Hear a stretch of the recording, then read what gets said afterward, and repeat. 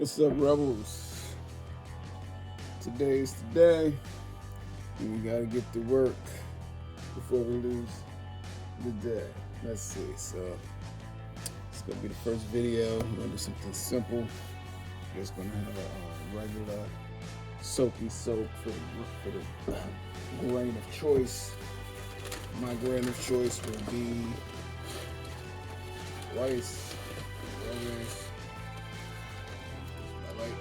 I like the rice. Yes. So we got bomb. This is a cup. No, it is. Oh yeah, I usually use my stuff with plastic PP5. It is pressure cookable. Been doing it for years. Just make sure your lids is also the same, and make sure they're not too heavy when you stack them, or they might warp. So buying get a cup, another one cup. This is about 40s. Voila. You use spring water. I made this water in my distill. So don't think that it's Poland Spring. It's not what it is. It's just regular distilled water. But you don't even need this. You use tap water, which I'm about to do because I drink this, so I'm not gonna waste it. You see, that is for me. Drink good water, don't drink tap water. A whole bunch of stuff.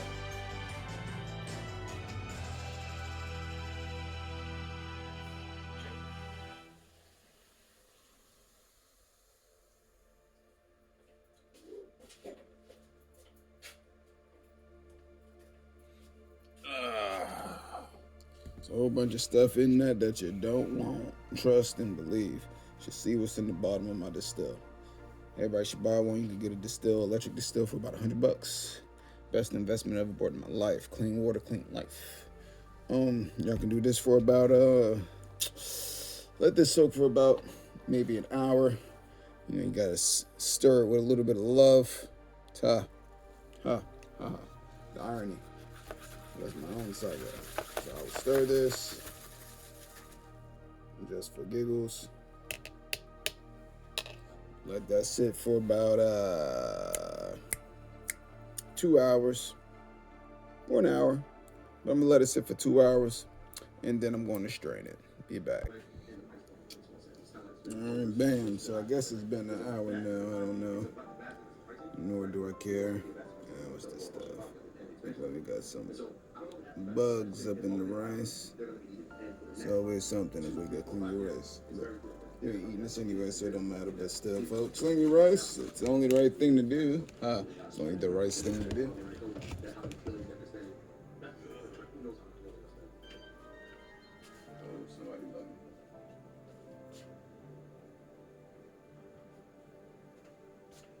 Actually, I was mistaken. I'm going to assume it's been about an hour.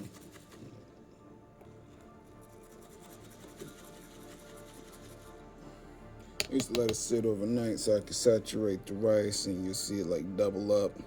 And I feel like I'm getting twice the value, because if this goes to this, then that's twice the rice. In size and volume anyway.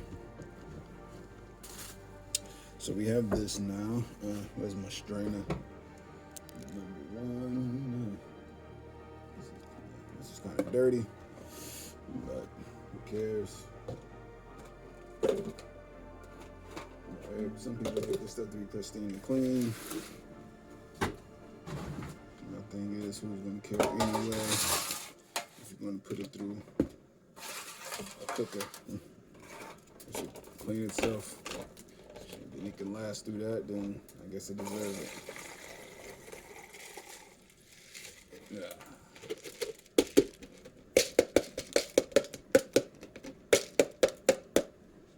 And bam.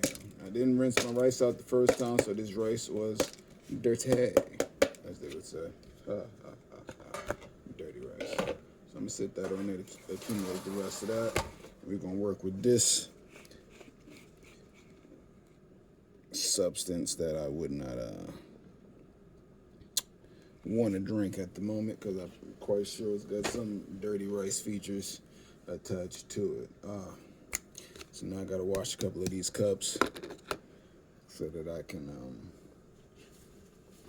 make this agar dome, what they call it, agar plates. Yeah, so I make these agar plates. I'm using this right here for you guys. Don't know. I mean, it's all kinds of agar. Just like using this one. I used to use another one. This one's pretty good too. It's the same one I just showed you.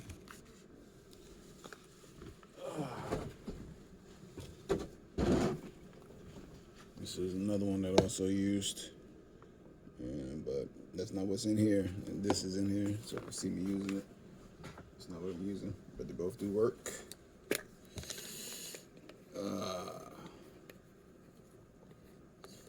I guess you can use a teaspoon of agar mix to throw into this concoction. This rice bath. That's the proper terminology.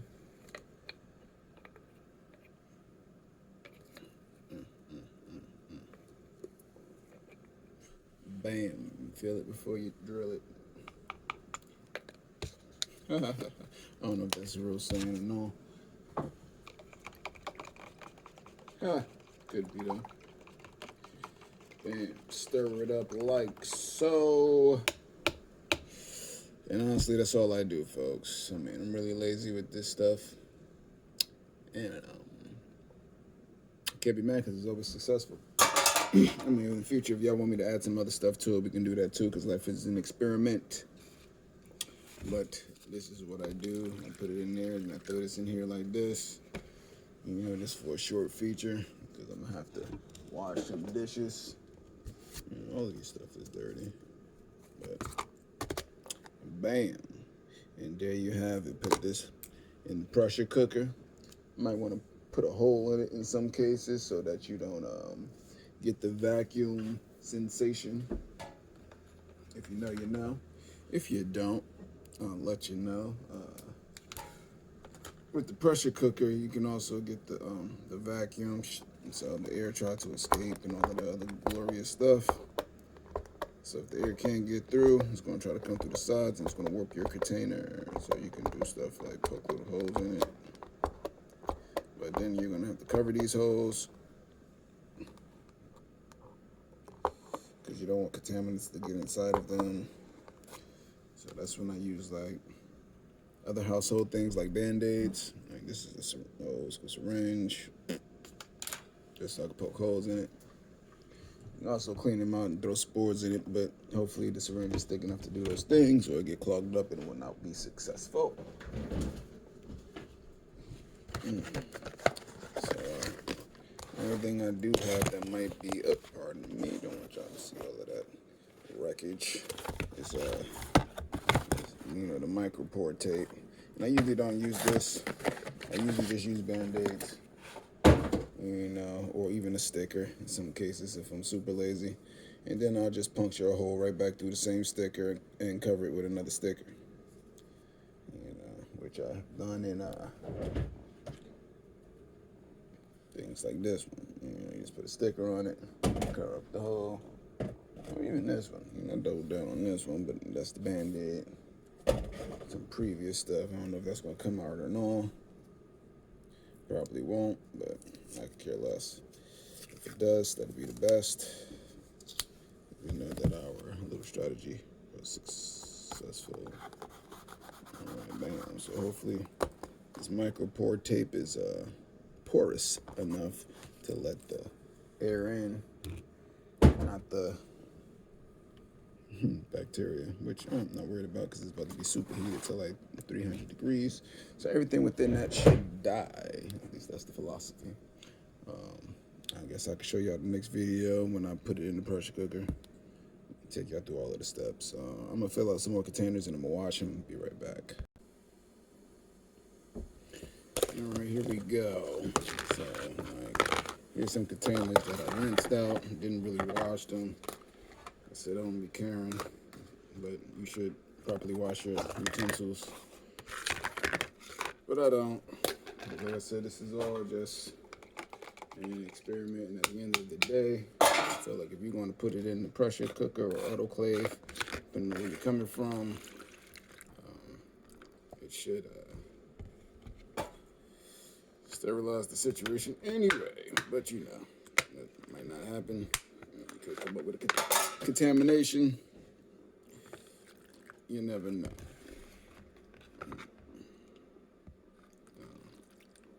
Yeah. One of the other ones, I probably put some extra nukes in it just to see what will happen, because I just like to see what will happen. I mean, it probably grow anyway, because most of these mycos grow off of, any type of carbon that they can break down. So, for all you guys buying agar, you really don't, agar pre-mix, you really don't need to. But if y'all want to buy some, y'all can buy some at the link down below. If I decide to put one, so I start selling this stuff to y'all after I show y'all how to make it. If you want to do it the lazy way, I don't have no problem with that. Let me see. Oh yeah, I gotta puncture some holes in these things, right? But sometimes I do, sometimes I don't. I think I did with this one already. These already got holes covered up, so that wouldn't be good. It'll still cause the vacuum sensation, but you know what? Let's see what happens anyway, because I don't feel like puncturing holes in these. Honestly, I'm just being real lazy. So let's see what happens. Okay, here we go. So this is my little beastie beast. It's looking like this on the streets. Bam.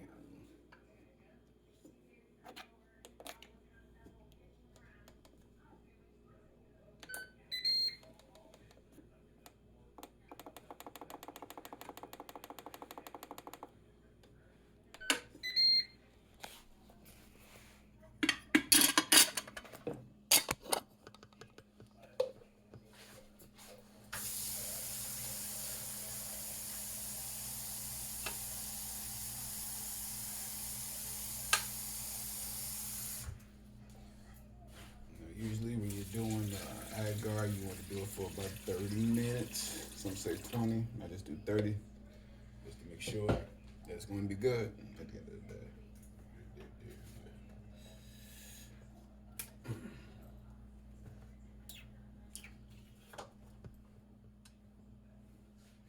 That's pretty much it. Most people use aluminum foil to cover their stuff, all of the other stuff, but it's really extra.